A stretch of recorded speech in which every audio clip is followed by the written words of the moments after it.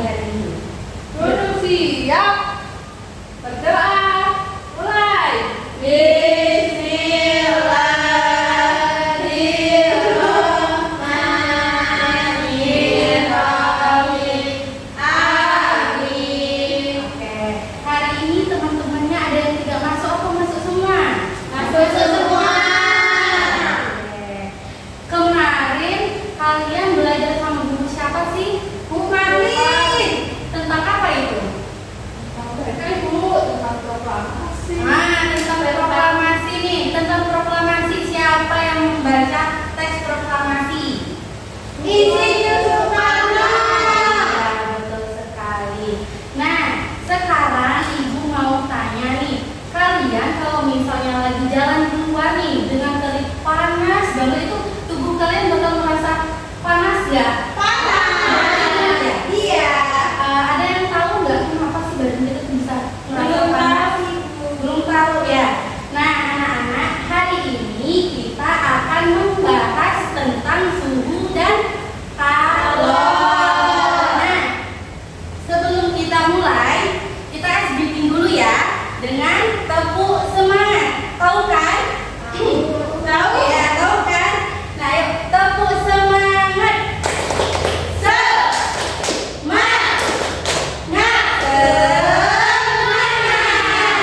Udah semangat ya? Sudah. Ayo, sekarang kita nonton video ini terlebih dahulu.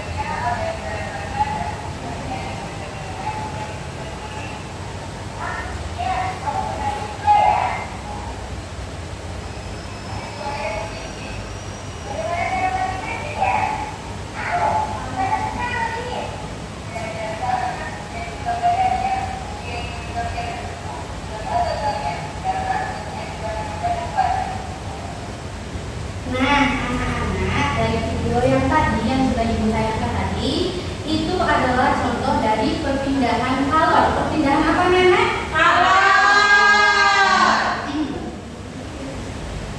Nah, sekarang ibu mau membahas. Pasti kalian bingung kan apa itu kalor kan ya? Iya, Ibu.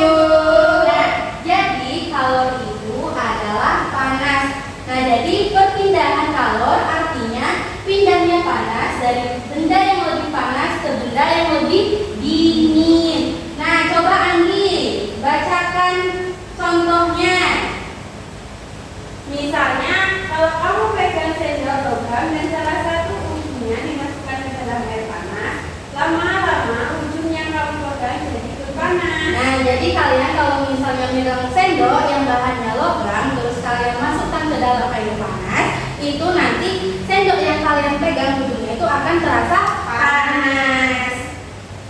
Nah, selanjutnya jadi ada 3 cara panas bisa berpindah. Ada berapa? Ada 3. Yang pertama itu ada konduksi. Nah, konduksi itu maksudnya panasnya berpindah lewat benda padat seperti besi, logam. Nah, contohnya yang tadi ya. Yang kedua itu ada konveksi. Nah, konveksi itu artinya panasnya berpindah karena zat cair atau gas yang bergerak. Nah, contohnya misal air mendidih, kalian kalau misalnya merebus air itu panasnya yang di bawahnya dulu kan, nanti lama-lama merata panas semua. Selanjutnya yang ketiga itu radiasi. Nah, radiasi itu artinya panasnya berpindah tanpa menyentuh benda lain. Jadi panasnya itu lewat sinar atau gelombang. Nah, contohnya tadi yang kalian kalau misalnya berjalan di terik matahari itu badannya bakal terasa panas karena kalornya berpindah ke menguap. Nah, selanjutnya ada suhu. Nah, suhu adalah ukuran panas atau dinginnya suatu benda. Nah, kalau misalnya suhunya tinggi itu akan terasa bendanya apa? Panas. Nah, kalau misalnya suhunya rendah itu akan terasa dingin. Nah, bagaimana suhu untuk mengukur suhu itu? Nah, untuk kita mengukur suhu itu dengan termometer. Dengan apa? Termometer. Yang satuannya menggunakan derajat Celcius. Selanjutnya, hubungan kalor dan suhu. Nah, jika suatu benda menerima kalor, maka suhunya naik jadi lebih panas. Nah, yang kedua, jika suatu bendanya hilang kalor, maka suhunya turun. Contohnya misal air dipanaskan, menerima kalor, terus suhunya naik. Dan seterusnya. Nah, sekarang Ibu ada tugas untuk kalian membaca teks eksplanasi halaman 2. Dibuka ya, Nana? Sudah dibuka? Sudah. Silakan dibaca. Ibu berikan waktu 2 menit ya. Baik, Ibu. Sudah? Sudah. Dari teks yang kalian baca, ada yang ingin ditanyakan? Tidak. Tidak. Nah, sekarang tugas kalian Ibu suruh meringkas teks eksplanasi dan menjawab pertanyaan yang ada di halaman berikutnya, yaitu halaman 3. Coba dibuka. Sudah dibuka? Sudah. Silakan diringkas dan dijawab. Kerjakan ya. Sudah? Sudah. Nah, sekarang Ibu mau ngajak kalian untuk melakukan percobaan. Lakukan apa namanya? Percobaan. Nah, kita melakukan percobaan ini untuk mengamati bagaimana suhu dan kalor itu bekerja. Nah, minggu kemarin Ibu sudah suruh membawa alat-alatnya kan ya? Sudah. Juga sudah membagi kelompok. Sudah kan? Sudah. Ibu sudah bagi ke dalam 2 kelompok ya. Nah, udah bawa wadah? Sudah. Udah bawa 3 kan ya? Sudah. Sudah bawa jam juga? Sudah. Sudah bawa es batu? Sudah.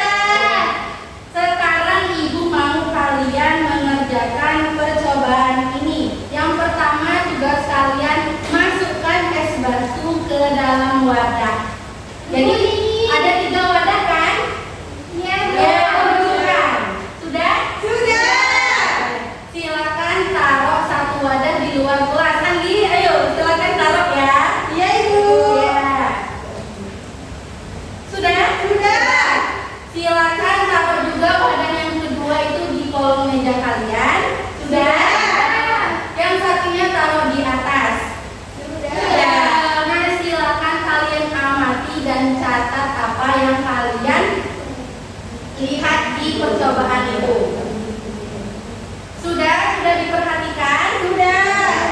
Silakan kalian itu membuat laporan tentang hasil yang kalian amati. Baik, Ibu. Ibu beri waktu 15 menit ya. Iya. Silakan. Sudah? Sudah.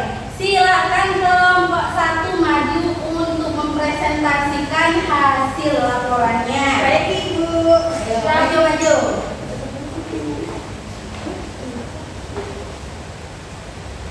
Langsung, Ibu. Ya, langsung aja deh. Laporan hasil pengamatan dari kelompok 1. Percobaan perbedaan waktu mencairnya es batu di tempat yang berbeda. Tujuannya yaitu untuk mengetahui pengaruh suhu lingkungan terhadap cepat atau lambatnya es batu mencair, serta membuktikan bahwa kalau mempengaruhi perubahan wujud zat. Dan nomor 2 itu ada alat dan bahan. Ada 3 buah wadah plastik transparan, es batu secukupnya, ukuran sama di tiap wadah, pena dan kertas untuk mencatat, jam tangan atau stopwatch. Lokasi percobaan ada 3, luar kelas, atas meja, dan kolong meja atau lemari. Yang nomor 3, langkah-langkah. Yang pertama itu masukkan es batu dengan ukuran yang sama ke dalam letakkan wadah pertama di luar kelas, terkena sinar matahari langsung.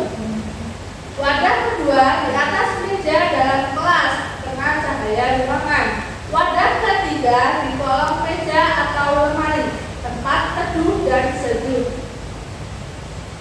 Nomor 3, amati setiap 5 menit dan catat perubahan yang terjadi pada es batu. Yang keempat, bandingkan kecepatan mencair di masing-masing tempat. Yang kelima, catat hasil pengamatan dan buat kesimpulan.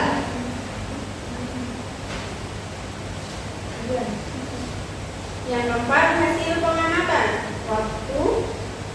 Waktu 0, di luar kelas dari matahari es masih utuh, di atas meja es masih utuh, dan di kolong meja atau lemari es masih utuh. Di waktu ke-5 menit mulai mencair sebagian. Di atas meja baru terlihat basah dan di kolong meja belum mencair. Waktu 10 menit, di luar kelas setengah mencair, di atas meja mencair sedikit, di kolong meja mulai basah.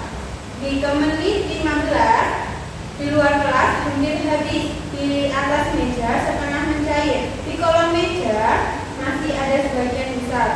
Waktu ke-20 menit, di luar kelas habis mencair, di atas meja hampir habis, di kolong meja masih setengah. Kesimpulannya, es batu yang diletakkan di luar kelas atau terkena sinar matahari langsung mencair paling cepat karena menerima kalor lebih banyak dari sinar matahari atau mengalami perpindahan kalor secara radiasi. Kemudian es batu di atas meja mencair lebih lamban karena berada dalam ruangan dan hanya terkena kalor dari udara sekitar, perpindahan kalor secara konveksi. Sedangkan es batu di kolong meja atau lemari mencair paling lamban karena tempatnya lebih sejuk dan teduh. Kalor yang diterima sangat sedikit. Kesimpulan umum, semakin tinggi suhu lingkungan, maka semakin cepat es batu mencair karena semakin banyak kalor yang diserap oleh es. Oke, beri tepuk tangan untuk kelompok 1 yang sudah maju. Oke, silakan duduk ya anak-anak. Oke, sekarang sudah maju semua ya kelompoknya? Sudah. Oke, nah jadi anak-anak, dari percobaan yang kalian lakukan, kita bisa lihat bahwa es batu yang ditaruh di luar kelas itu akan lebih cepat mencair. Es yang di atas meja mencairnya agak lambat. Terus es yang di kolong meja itu paling lambat mencairnya. Nah, ini terjadi karena panas atau kalor yang diterima oleh es berbeda-beda tergantung tempatnya. Jadi, melalui percobaan ini, kita belajar bahwa kalor bisa berpindah dan membuat benda berubah wujud. Nah, anak-anak sekarang sudah paham tentang suhu dan kalor? Sudah. Sekarang silakan kumpulkan tugas meringkas dan jawaban pertanyaan yang diberikan di awal tadi. Kumpulkan? Baik, Ibu. Baik. Laporannya juga dikumpulkan ya. Oke, terima kasih ya Ibu. Oke, sekarang sudah paham? Sudah. Coba Ibu mau tanya kalor itu apa? Perpindahan panas. Ya, terus ada berapa cara berpindahnya panas? Ketiga. Iya, ada 3, betul. Sudah paham ya berarti? Sudah. Oke. Sekarang sudah selesai pembelajaran kita pada hari ini. Marilah kita tutup pembelajaran kita pada hari ini dengan mengucapkan lafaz hamdalah. Alhamdulillahirabbil alamin. Ibu akhiri ya. Billahi taufiq wal hidayah. Wassalamualaikum warahmatullahi